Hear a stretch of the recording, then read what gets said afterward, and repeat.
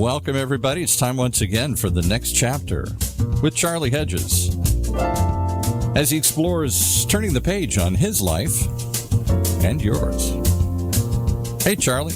Hey, Paul. You know, I feel like this podcast may be one of the most important shows we have ever done. Our guest is Crisis Guide Keith Page. As you will soon discover, Keith talks about stuff no one wants to talk about, but everyone needs to talk about, especially in times of crisis and loss. Keith is a prolific builder. I don't want to use the word entrepreneur, although he is an entrepreneur, but he is a builder of ideas and of concepts and of gatherings, and Keith just makes stuff happen. Keith brings to us more than 30 years of walking through life with others. He is known for empathy and compassion when he holds space as a witness to our times of grief as well as our times of discovery. With that, let's bring on our great guest today, Keith Page. With humility and joy, I welcome you back to the next chapter with Charlie. You are a very special human being. Charlie, you're too kind, and it's great to be with you again, and I've missed you, and I'm really, really excited about our conversation. I know, isn't it fun when we chatted on the phone, I just, you answered the phone, and I had to pause and just said, you just made my heart well, just hearing your voice. Just here, you've got cool? A magical voice. Well, I think we've traveled some life together, and we've heard each other's voice through cool stuff, And, for right? Like almost 35 years. Yeah. I mean, it's like a long time. I know, right? No, it's not a steady 35 years, but it's 35 years off and on. Yep. But the ons have been like there's never been an off time. Right. It's one of those great relationships. Yep. So, the last time you and I spent significant time together was when we started a church called Reclaimed.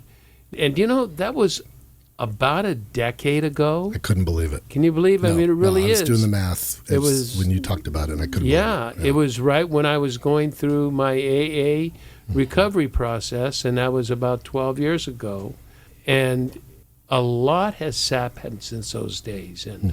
And I've got some specific questions, but kind of catch me up on the last decade of Keith Page. And remember, we only have an hour. Right. Well, I have made some friends with endings. And endings, are often we think of as death, but we also think of them as transitions, changes, evolutions, movements, right? And also new beginnings. I think and I don't know how you do endings. I don't know that I've ever been great with endings, but I've had to come to some terms with some endings, which included days of being a pastor at a big church. Big church. Right? Big church, big churches, right? We know that world. And then death of my dad, death of my mom, divorce, which would be we'd call the death of a marriage. And then also, in some ways, my death of my religious traditions as we know it. I know we came to talk about death and grief, but also I kind of consider myself post-religious.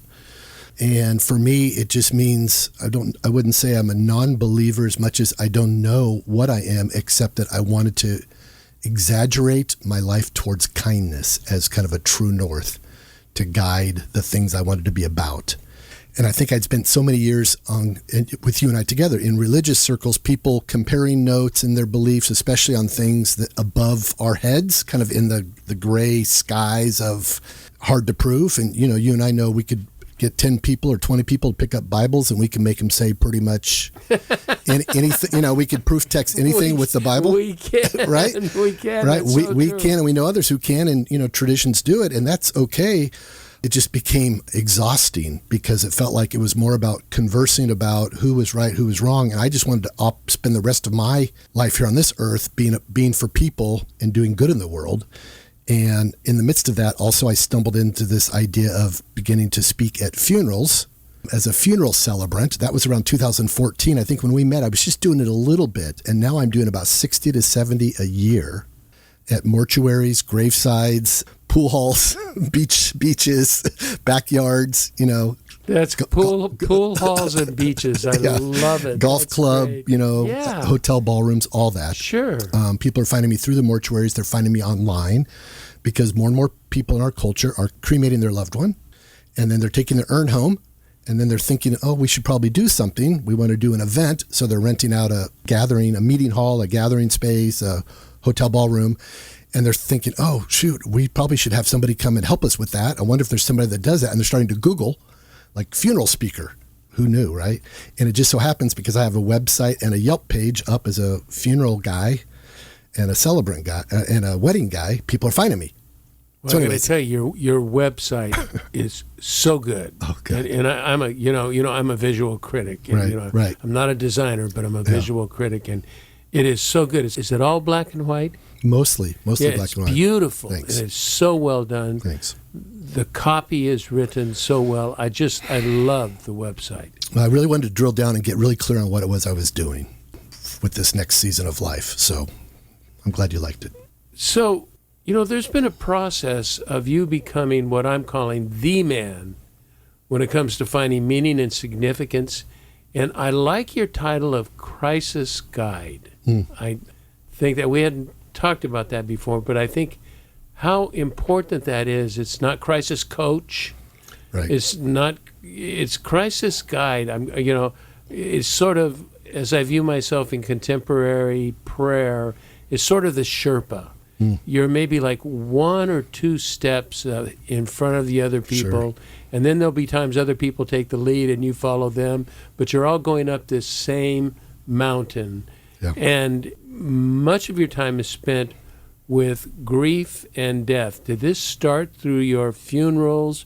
Has this always been something that's more meaningful to you than other subjects, or it just fell in there and this is what the universe had in mind for you?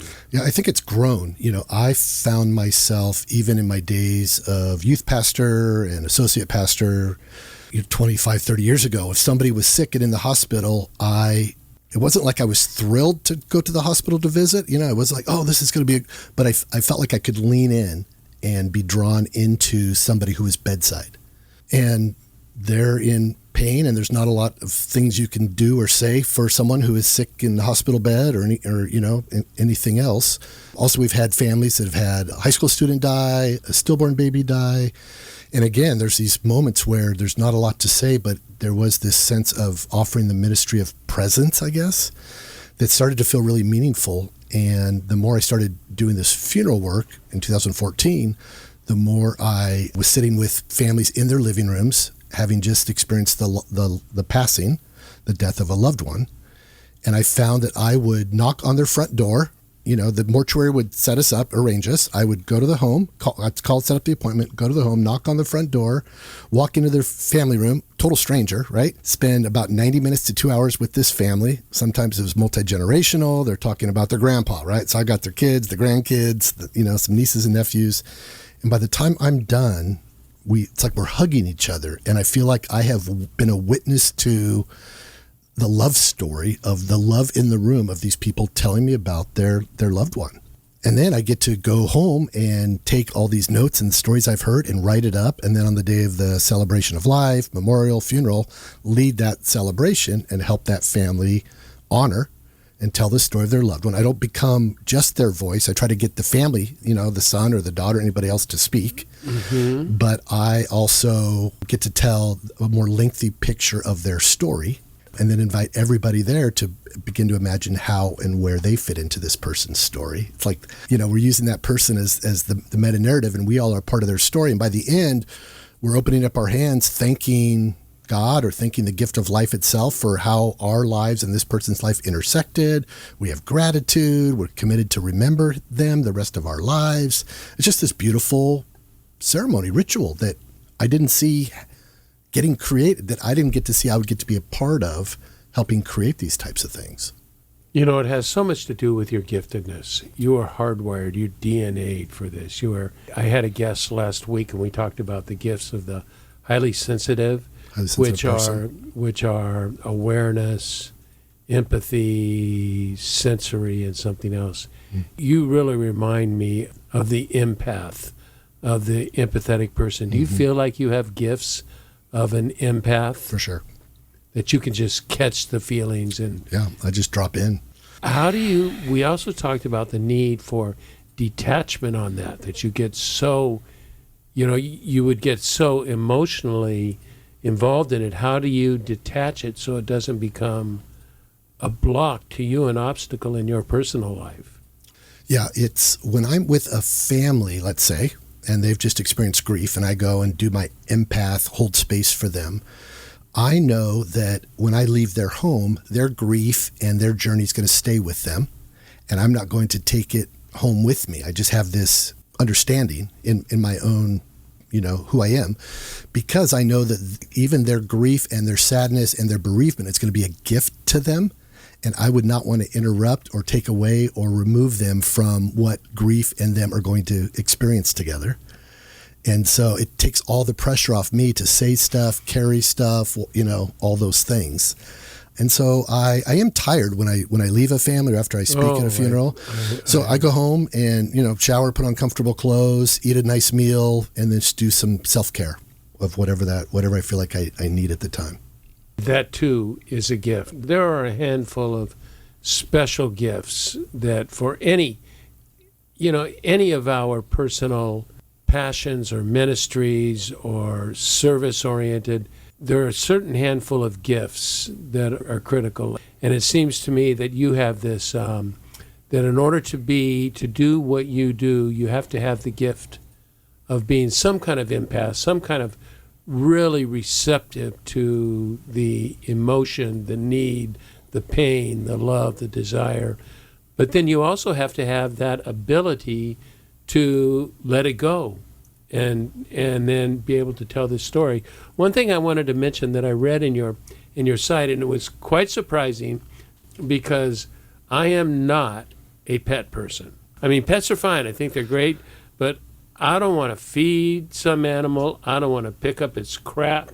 I don't want it licking my huevos. I don't want any of that kind of stuff. Yeah. And yet, part of your grief counseling is, and I know people that when their pet dies, it is like a family member died, and you do grief counseling with people who have lost pets. That amazes me. Tell me about that. That's just amazing. It's so necessary. It really is, because there's something about the unconditional love of a pet that people feel or experience that is so significant that when that pet dies, the absence, the vacuum created by that sense of unconditional love is huge for that person.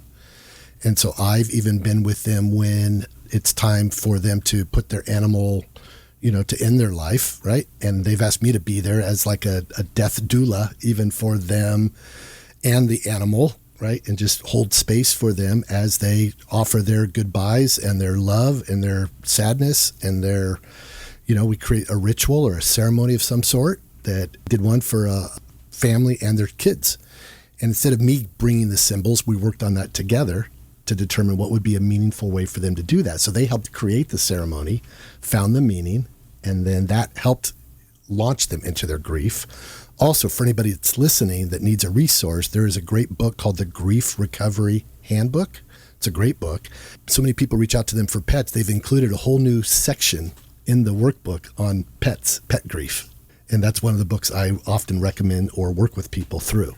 That's so powerful, Yeah. Keith. That is so powerful. Yeah. I didn't mention a number of the things you do. I called you a celebrant, and my words in my business as a facilitator, because you do, you're facilitating this process. Absolutely.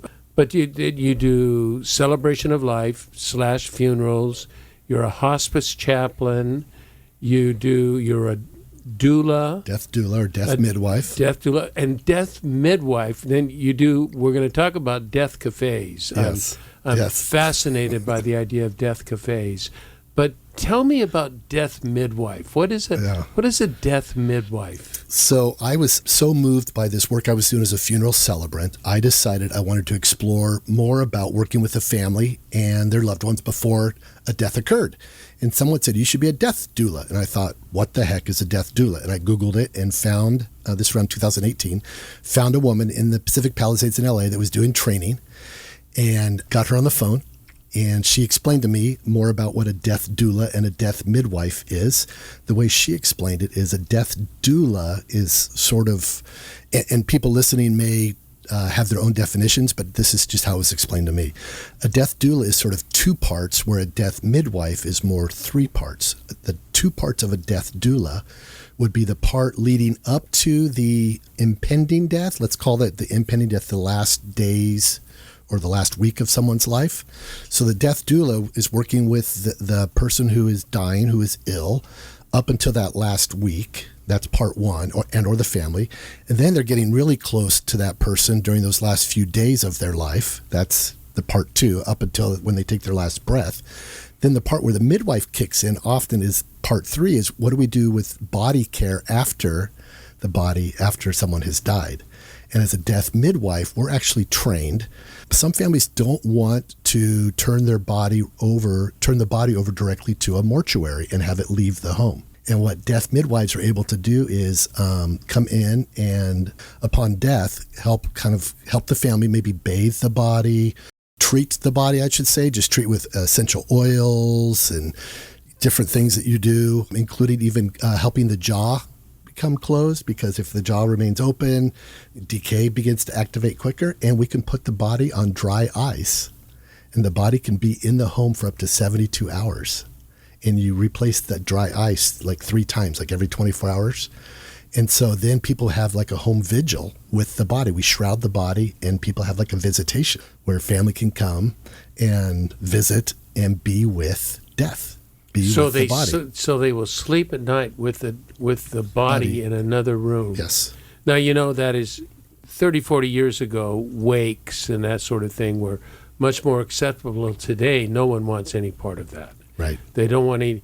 Explain to me, I'm getting it emotionally, but I'd like to hear, why is that process so helpful? Because we have become removed from dying and death. And so often in our culture, the person dies. Well, I can say from my own, when my dad died in 2009, I was there with him. He was at home with my mom in Boise. He was terminally ill, dying of lung cancer, been on hospice 6 months. I got to Idaho the last day of his life. My mom and I were with him when he took his last breath. We looked at each other. I think we called my sisters to let them know. We called the mortuary. And in a half hour, the men in the white van and the suits and the metal table came, and they, basically unzipped a bag, got their table out, put him in the bag, zipped up, the zipper to about under his chin, and then said, would you like a few more minutes with your dad? And so I had a few more minutes with my dad, and they zipped it up and put him in the van, and that was the last I ever saw of my dad's body. Physically and emotionally cold. Cold and just gone in a half hour. So if I could do that over again, Charlie, what I learned from my death doula training is, why were we such in a hurry? We didn't know that there were other things we could have even done, like got some warm water and some washcloths and just gently bathed his body. Not because it was dirty, but ceremonial. Bathe his body, thank his body for giving us the years that it gave us, containing his essence, right? What if we had lit a candle and just said, we're just going to sit with the quietness and the stillness of death now? And I would so want that. And now that I'm doing that as a hospice chaplain, I get to be this hospice chaplain for Lucent Hospice in Huntington. And I get to be with families up to the death, even when a death occurs, and I get to go and sit with the family. And it's sacred. It's beautiful. It's like we're making friends with, and we're being a witness to death, just letting it be what it is. It's like acceptance. And so often, even just that little bit of time, we're unsure what to do with it. It makes us so uncomfortable. We just quickly call the professionals. The professional men in the suits come with the van, and they take the body away. Where all of our ancestors, they didn't do that. The person died at the home. right? And maybe the undertaker may have came to the home and probably did the same thing either at the home, or maybe they took the body away. But if the loved one's going to be buried in the backyard, they probably did it all right there. Right. Right. And what I'm told is the body was kept in the parlor. And guess where everybody else hung out when the body was in the parlor? In the living room, the room for the living. Now, I don't know if that's urban legend or not, but it sure makes sense to me. Yeah. Right. And then they went out and they dug the hole. And then they got the body. And so they participated in all of these aspects of someone's illness and dying. And in taking part in all of that, you're engaged in it. And in being engaged in it, I think it brings more significance to this part of our life that now, as we know in our culture, we don't talk about. That is beautiful. That is just so beautiful. Don't you recommend when you are speaking with your, we use the word client, but I don't like the word client. That it makes it too, it takes the personal part of it, but that is right. What you have to do, the people that you're working with. Don't you recommend, one of the first things you recommend is they wait 24 hours before they call a mortuary? After someone dies? Yes. That would be too much for them. 24 hours. I would like to, yes. If I had my way, I would come in and help them shroud the body, put the body on dry ice, and give them time. Most don't want to wait 20 minutes. Some, and to be honest, I don't get to have this. Like as a chaplain, we're not so trained in these conversations. This is more the death doula part of me talking. So I have to be gentle. I have to gently wear two hats when I'm talking with a family, because under Lucent Hospice, I need to think and act like a chaplain, but I also know there's this beauty in the death doula world, and there's no professional place yet fully where the death doulas are being integrated fully into, to my knowledge, hospitals, mortuaries. Yeah. But I think that day will come, and then I think you'll see more families doing this. But up in LA, where there's a lot of Buddhists, because Buddhists believe the soul takes 72 hours to leave the body. And the body should not be left alone. So that's why they want the body in the home and family to be there. I was not aware. Yeah. So that's those 3 days. Oh. Right. All right. What we need to do is take a break, and Okay. I've got a couple, obviously, more important questions. Okay. Not more important than we've already talked about. Right. I just have an additional there you go. important questions. Right on.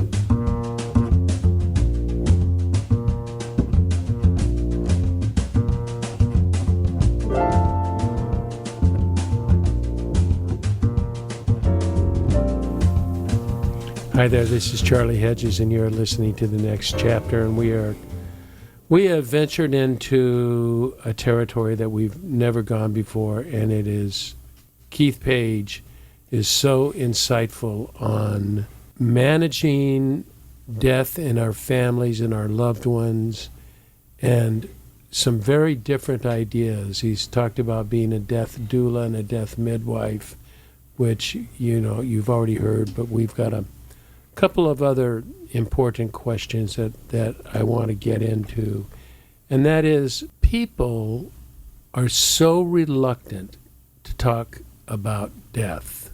Shoot, most people are afraid to even think about death. From your experience, since you live in this world, what's going on with that? What is the fear, the opposition to doing that? Yeah, well, Ernest Becker wrote a book called Denial of Death in the 70s. He won a Pulitzer Prize, and it is filled with this idea of the terror. He calls it the terror of death, that we can't even integrate into our psyche, and all of the things around that cause us to fear, right? Be anxious about the ending. In some ways, it still feels over my pay grade to understand all of it completely. But I know that, sometimes people would say they feel like they're not going to be remembered, right? To die is to be forgotten. And I sort of get that in our culture, because I don't know much about my great-grandparents. Yeah. Right? So if I don't know much about my great-grandparents, much less my grandparents, what should I assume about my own grandchildren or great-grandchildren? They won't know much about me. So if I don't know much about them and they don't know much about me, then what? Did my life make sense? Was my life meaningful? I mean, it begs all these deeper questions that somehow we're trying to make sense of what is this life all about. There's a poet that was on our show a couple weeks ago, Steve Garnis Holmes, and he said in his poem something like this. I'm going to, allude to it. I can't quote it, but he says, "None of us want eternal life. None of us really want immortality. We want to live forever."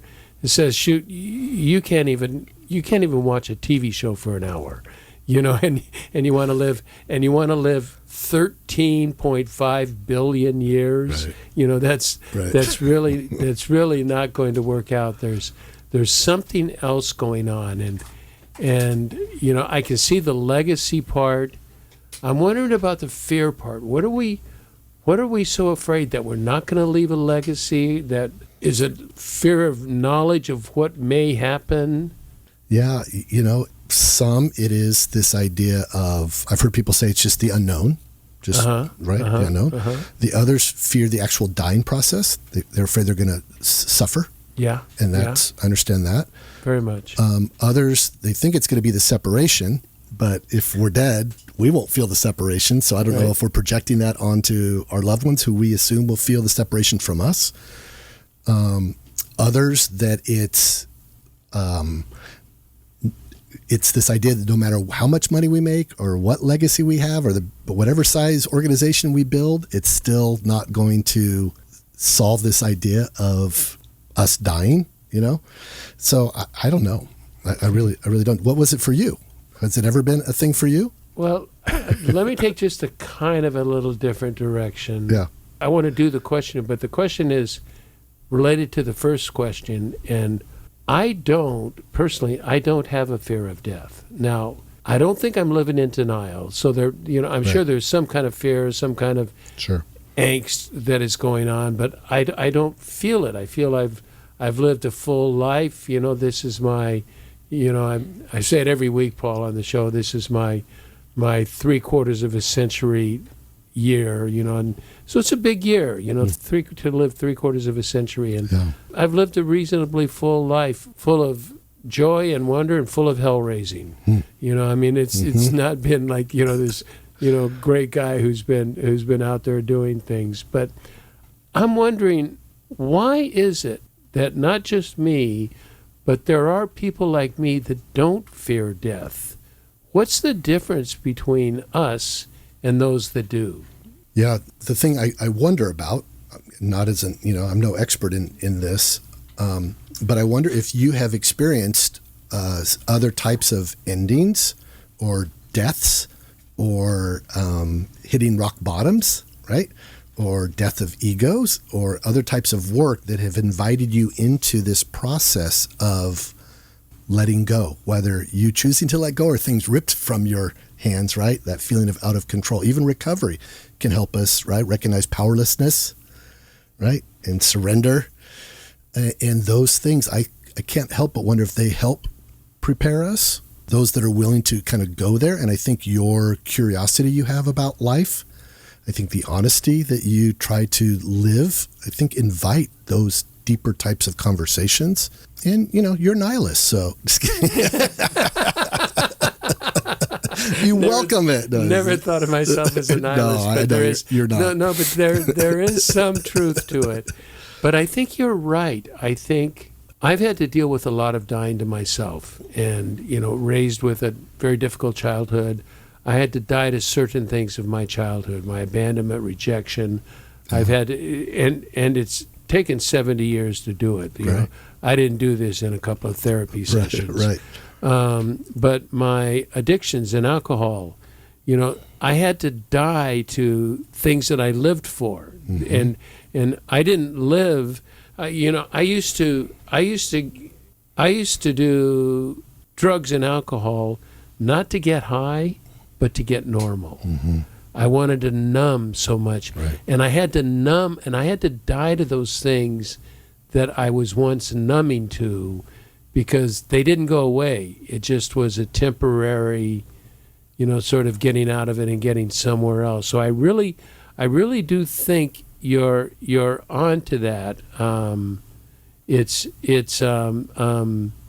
You said people like me have gone to the edge And after that, there's not that much to fear. It's a boogeyman. And the real beauty of life is found in the fact that it can come to an end. Yeah, for sure. In my post kind of religious way, I had to re-envision even potentially the deaths of my mom and dad, right? And I had to I tried on. I did like a thought experiment. Yeah. Right? Yeah. Of, okay, I'm going to see them again one day. And then I did the thought experiment of, okay, there is no one day. There is no eternal life. Am I grieving them differently now if I know I'm not going to see them again, right? And anyone else, if I don't believe in an eternal life, thought experiment. And if I don't believe in eternal life, will that make everything meaningless? It just makes every day more precious. Oh. Right? And that surprised me. I thought I would become hopeless in this thought experiment. I thought I would become depressed and life would be meaningless. And in fact, it did just the opposite in this thought experiment. How so? Everything became more precious because it comes to an end. Right? And my mom and dad, even if I never see them again, right? And there is no heaven, let's say, thought experiment. Sure. Then I still have, I visit the memories of them every day. So there is a sense of eternal life in that. Yes. Just in that. In this day. And I can text my sister and say, remember when Dad used to, do this fun stuff? Remember when Mom did? And we can revisit over and over all the beautiful memories. And so there's something about remembering versus worrying about wanting to be remembered. Right? So instead of me trying to create my legacy, I hope that someone remembers me. A wise author of the book Die Wise, Stephen Jenkinson, writes, we should just spend our years remembering those who've lived ahead of us instead of us worrying about being remembered ourselves. Right? It's interesting you say that. I don't know if I've ever really, I've gone public with everything, so I probably have gone public with this. But when I think about my legacy and as you know, the two big words in my life are kindness and curiosity. Yeah.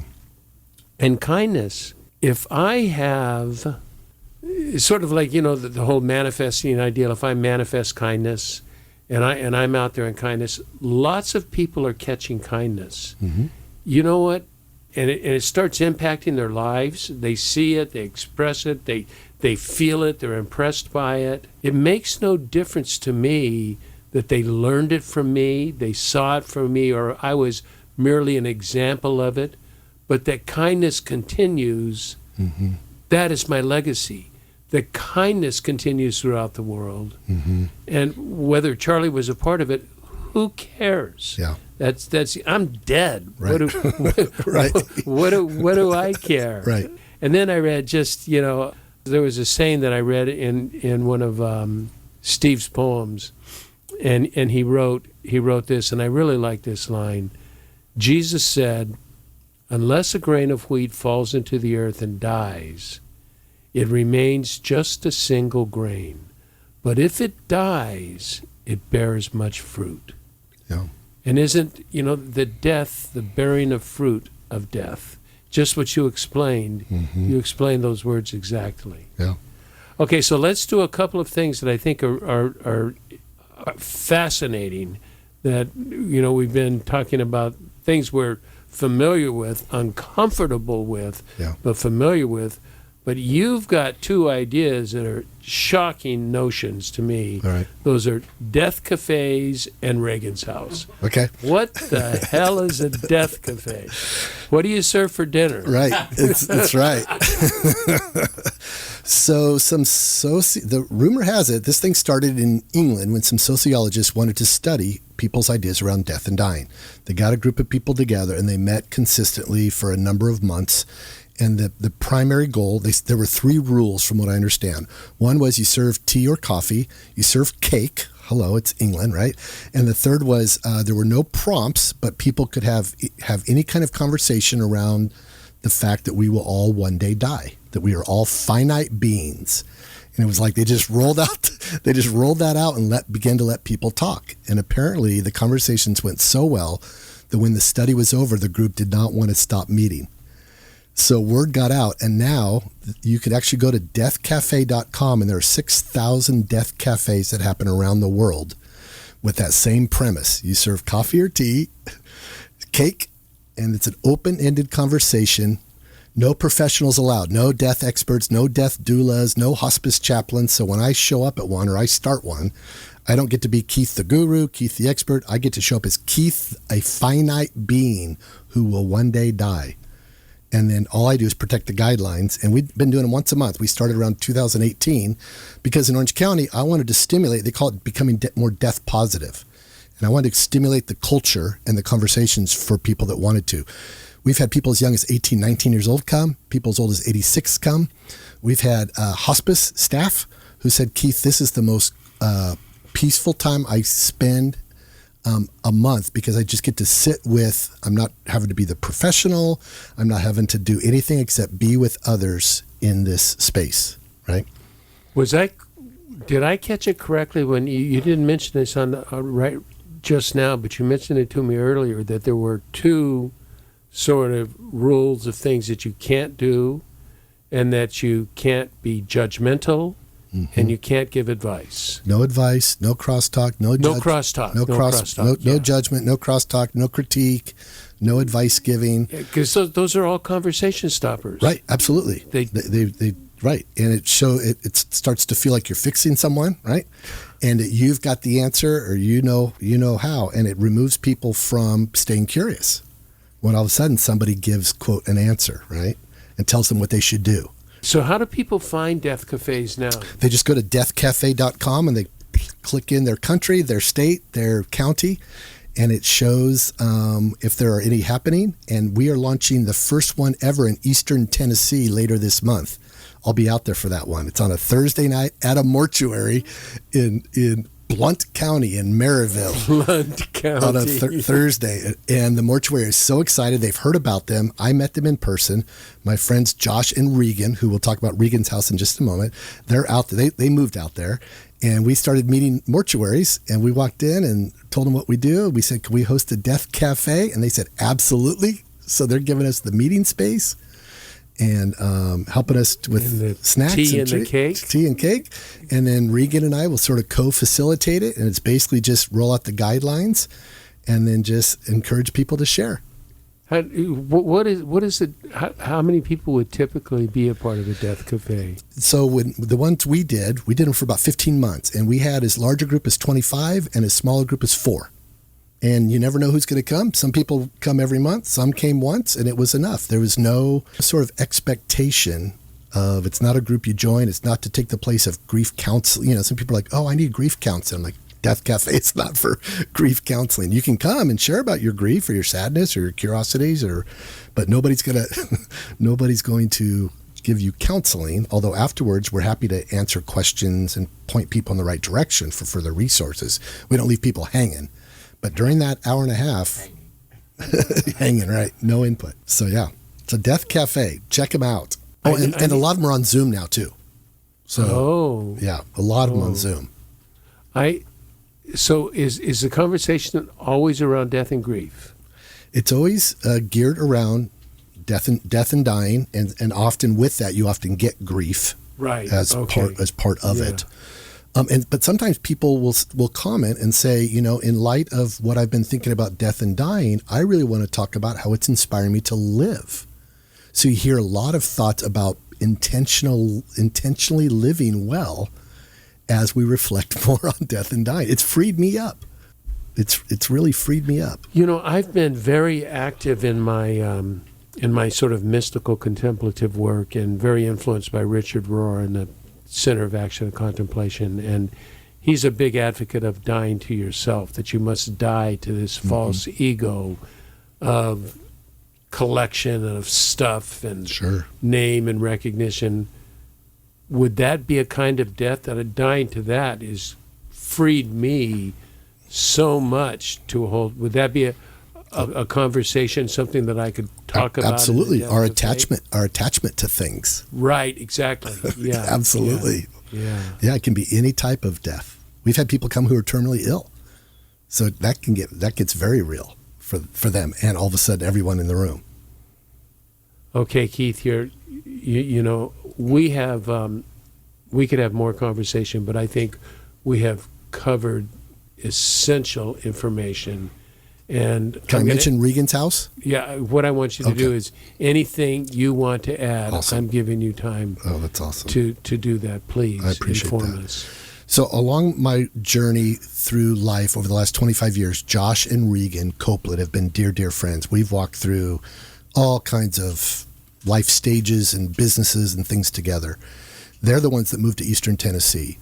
And before they moved, they lived in Huntington, and I got to watch Josh and Regan take in her mother. His name's Linda, and Linda had Alzheimer's dementia. And for 3 years, I watched Regan care for and love her mom through, the various kind of stages and processes of dementia. And then it came time for her mom to go on hospice, and I watched Regan lean into the hospice journey with her mom. And I watched, even I think the week before Linda passed, Regan was able to get a wheelchair, electric wheelchair, or a wheelchair you'd push, and a van that takes a wheelchair, and took her mom to Disneyland on hospice, right? And because her mom loved Disneyland, right? And it wasn't just the fact that she took her to Disneyland, it was how Regan loved her mom in so many ways. And I began to say to Regan, when the time comes and I grow old and I'm terminally ill and I'm facing my ending, I want to live at Regan's house also. So fast forward, I began to dream with them an idea of having a home in Eastern Tennessee where someone or a number of people who are on hospice and they, for whatever reason, don't have a home, or their family doesn't have a home for them to die in, to end their days in, and they don't want to die in a hospital. Statistics say 80% of people you interview would say 80% say they don't want to die in a hospital. They want to die at home. But statistically, 80% of people end up dying still in hospitals. Oh, really? Because they, either they're still trying to fight a disease and they get complications and they end up in a hospital, and we're not ready to sort of quit the fight, right? And go on comfort meds and, have some quality days at home. So our dream is to, and we're going to call it's going to be a home that is for people on hospice, and a family can have their loved one come and move into a private room in a loving, caring, beautifully appointed home where we will have staff that will offer all the care of what a family could offer, and the family can come as well and be a part of that person's life as much as they would want, even stay over into that home. But we become sort of the container of love that supports that person as their life comes to an end. Oh, that's beautiful. And So it reminds me, kind of not off topic, but the way I introduced you in the beginning is Keith is a builder. It's another aspect of you building a community and a service of love. And we know we'll run across people who can't afford it, and we'll have a nonprofit that will even help pay for people who couldn't afford it. So you've got somebody that's, disenfranchised, marginalized. Can people find out about it now, or is it? They will. We already have the website. Reganshouse.com will be the site. REGANSHOUSE. Reganshouse.com is where the site will be up. Right now, I think it's a landing page, but okay. You can have me back to talk more about it. Maybe. I will, absolutely. Keith Page, thank you. You are, as everyone can tell who's heard this show, you are a very special human being and with a very special care. I'm honored to call you friend and see what you do. So we'll have Regan's House, we'll have your website, anything else that you want that's to put on the links. Yeah, maybe the Lucent Hospice as well, the hospice agency I work for here. Okay, we'll put that. That'd be great. Charlie, thank you. Appreciate what you and this amazing engineer behind me. Producer Paul. What you guys do here. It's just great work, and I'm eager to share this with lots of my friends and peeps as well. Thanks, Keith. Okay, I'd like to thank all our listeners for tuning into the next chapter with Charlie. And until next, this is Charlie Hedges signing off. Bye for now.